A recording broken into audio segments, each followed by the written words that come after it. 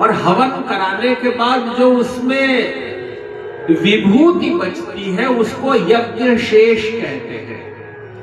सारे यज्ञ का फल यज्ञ शेष है, इसलिए बाद में उसी यज्ञ शेष को जो माथे पर लगा लेते हैं उनका दुर्भाग्य दूर हो जाता है। किसी की अल्पायु है तो वो माथे पर लगा लेता है तो वो अल्पायु की रेखा पूर्णायु में बदल जाती है। भगवान कृपा साध्य है, साधन साध्य नहीं है। साधन व्यक्ति करता जरूर है सुविधा के लिए, लेकिन परमात्मा को रिझाने के लिए अचूक उपाय है अंतःकरण की शुद्धि। सारे साधनों का फल यह है कि साध्य आपको मिल जाए।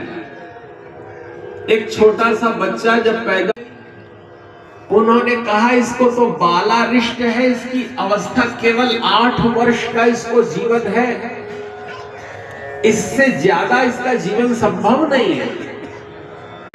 तो उसने सही व्यक्ति को प्रणाम नहीं किया, इसलिए वो दुखी है। आप प्रातः काल उठकर सूर्य नारायण को प्रणाम करते हैं, गंगा जी है गंगा जी को प्रणाम करते हैं, ये तो प्रत्यक्ष दिखाई देने वाले देवता हैं। लेकिन आप उन सबको प्रणाम करें जो यत्र तत्र सर्वत्र विद्यमान है, जिनकी सूक्ष्म सन्निधि है। महर्षि जी की समाधि के निकट महर्षि जी सारा संवाद सुन रहे हैं। वेद विद्या मार्तंड ब्रह्मचारी डॉक्टर गिरीश जी, जिन्होंने इस अनुष्ठान का संयोजन संकल्पित किया है, वो सारा संवाद सुन रहे हैं।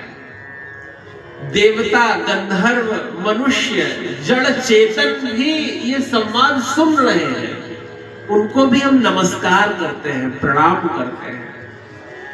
केवल प्रणाम करना अगर ठीक से कोई सीख ले तो उसके जीवन के परिणाम बदल जाएंगे, कभी दुख नहीं होगा। क्योंकि श्रेष्ठ को प्रणाम न करना भी उनका अपमान है। राजा दिलीप ने गौ सेवा की।